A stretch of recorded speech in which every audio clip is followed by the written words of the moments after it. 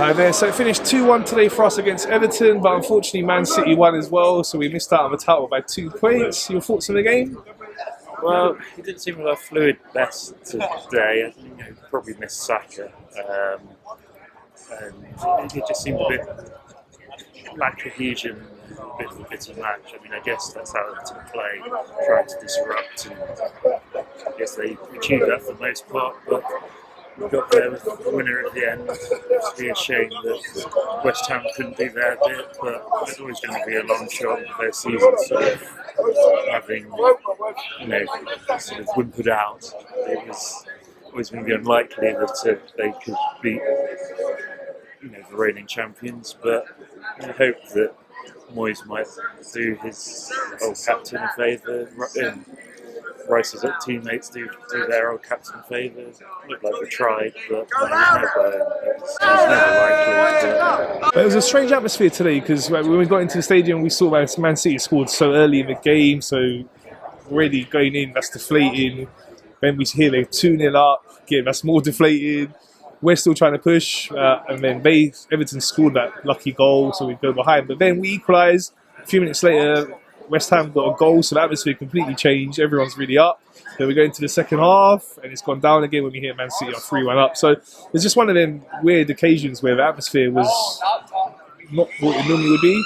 Yeah, I don't think the fans were too negatively influenced by what was going on elsewhere. I mean, certainly when West Ham scored, that's probably the loudest roar I've ever heard in the stadium. I struggle to believe that could only be for one goal. So if that was just West Ham scoring, what will happen if West Ham equalise? But certainly the players seemed to feel it more. I mean, at the end of the match, it felt like the fans were happy with the win and pleased, I guess, with the efforts in the season as a whole. Whereas the players seemed to sort of take it a bit more heavily, when I guess they probably only found out right at the end what had happened up in Manchester, and they look quite flat and deflated, which is, I guess, understandable, and it shows that they care and they want to do better, but try and build on this the next season. But it's sort of felt a bit. It's a bit interesting at the end how it seemed to be a slightly different reaction and atmosphere onto fans compared to the players on the pitch. Yeah, it was a big effort from us all season. We pushed Man City really hard. We know what a good team they are. They've just won 4 titles in a row. So for us to push them right into the last game, and we improved on last season where we struggled at the back end of the season. We dropped a lot of points, but this time we were really good and took it right down to the last game of the season. Yeah, absolutely. I mean, obviously, if you look at last season, we certainly did go through patches where we struggled. We had some bad results, and our performances were pretty poor for some of the periods late in the season. So it's sort of, it's very hard to go up against Man City. Look at Klopp only managed it once with Liverpool to beat them. So it's never easy. But certainly last season, you can see how the way the performances dropped. It was sort of understandable and fair enough that we didn't end up champions. This season, it's sort of hard to look at and see what more really could we have done. Obviously, we drew 5, lost 5. So obviously there are 8 matches we didn't win, but it's not like at any particular point in the season I'd say we had a consistent run of bad Premier League matches. I guess we around the Champions League quarter final, that was probably a tricky period with losing to Bayern, and I think that was around when we lost to Villa here. So, but 38, season's 38 games long. You can't play amazing for all 38 of them. You're always going to have difficult days. You're always going to. Only one team's ever done a whole Premier League season without losing a match, and there's a reason that it's quite a unique achievement, and our trophy's gold. Yeah, for sure. So how would you rate our season out of 10? Well, I guess in terms of building on last season, it's we stepped up as we wanted to. I mean, it's probably hard to give it a perfect 10 without winning the title, but I'd say it's at least a solid 8 and probably a good 9. Okay, and who would you give your player of the season to? I mean, I think lots of players have played well, and there have been quite a few players who definitely developed and improved as the season went on. Compared to like Havertz at the start of the season to Havertz at the end of the season, it's been sort of fantastic how he's eventually integrated and his performances. And Trossard has certainly offered a lot, at the back end of the season, but probably. I mean, it's hard to ignore Saka's stats, but I'd say in terms of everything as a whole, Odegaard, both Odegaard's goals and assists, but his heart, his commitment, his effort, it's hard to look beyond him. Okay, and Mikel Arteta, he's been progressing so well as a manager. We saw when he came in, new manager, very young. We're down in 8th place 2 seasons in a row, but the way he's got us from that position to now challenging 2 seasons in a row for the Premier League, it's been another really good season for him. Yeah, absolutely. And I mean, obviously it took time, but I think it's also evidence of why it's important to give managers time, to give players time. It's miracles take a bit of time. You can't do it all overnight. It's and certainly at some of the early points of his reign, it probably was a bit shaky. The performances were bad. It was unclear what the direction was, and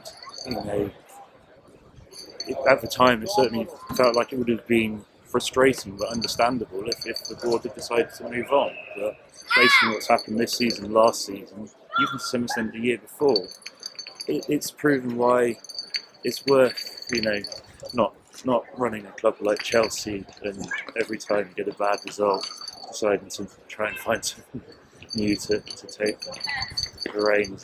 And yeah, I think definitely he's developed as well. In terms of the sort of greater maturity in the tactics and using his bench better.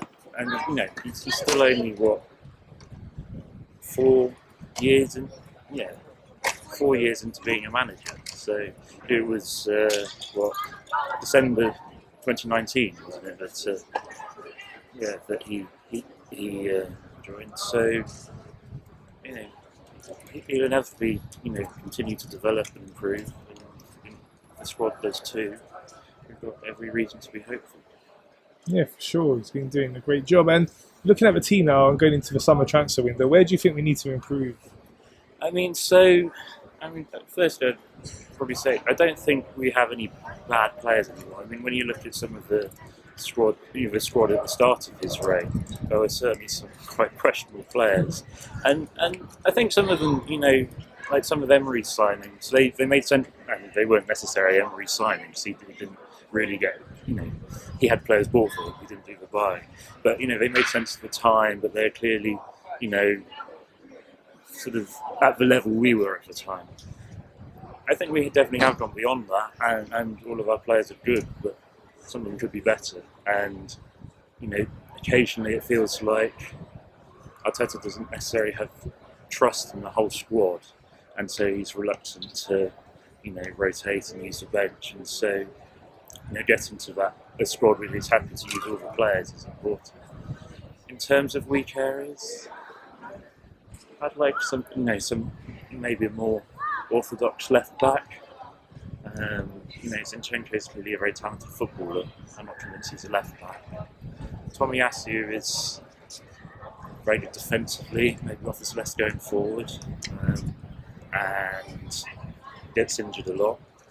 Kivior looks very uncomfortable on the ball, although he's very good defensively, but he has struggled at times. Timber, though, maybe part of the solution there.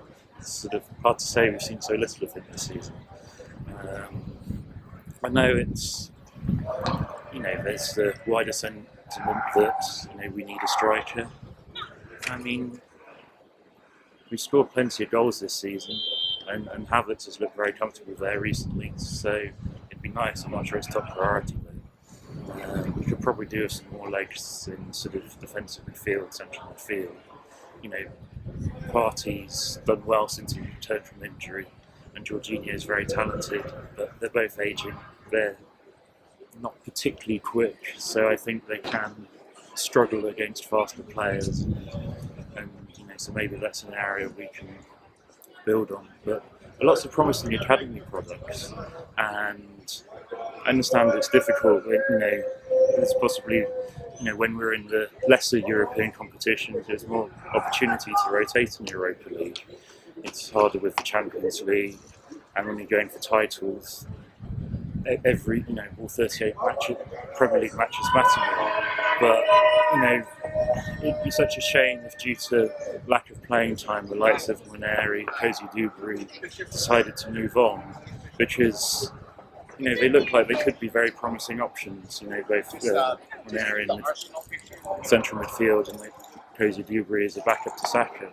So you know, I hope, as much as we strengthen where we can, and I'm sure FFP or whatever the next iteration of that is, will have an impact on quite how much we can invest. Because clubs don't really like paying us very much for our players, so I'm not sure how much we'll be able to recoup by selling some of our backup players. But you know, I hope, obviously, if they're, you know, promising, you know, prospects out there, yes, we invest wisely. But let's, you know, look at Haaland too. You know, Saka's done pretty well, and yes, not everyone can be Saka, but I think that, you know, some other promising prospects too. It'd be such a shame if, you know, we saw them scoring goals for other clubs instead. Looking ahead to next season now, what is your expectations? Well, I mean, I guess, you know, what's the expectation? What's the hope? You know, we're 5 points. Last season we finished 5 points behind City. This season we finished 2 points behind City. Does that mean next season we win it by a point? Well, you know, that's certainly not an expectation. But I hope we, you know, like this season, I hope, you know, game week 38, whether it's here or, you know, it's away somewhere, I hope we turn up and there's still a title to be won. You know, unless we've already won it, of course. You know, I don't think it's possible to, you know, when Man City are as strong as they are, they're probably always going to every season as favourites. As long as we can try and give them another good fight, that's all we can do. Yes, you know, 10 years ago when we came fourth every season, it was frustrating not winning stuff. Probably more than 10 years ago, more like 15. And yes, if we came second every season and didn't win everything, that'd be frustrating. But to some extent, that's all you can do. You know, we just have to turn up, win matches, and just try and do a bit better than this season. You know, if obviously, I hope that'll be enough to bring some silverware back here. But if it isn't, I'm sure it won't be for lack of trying.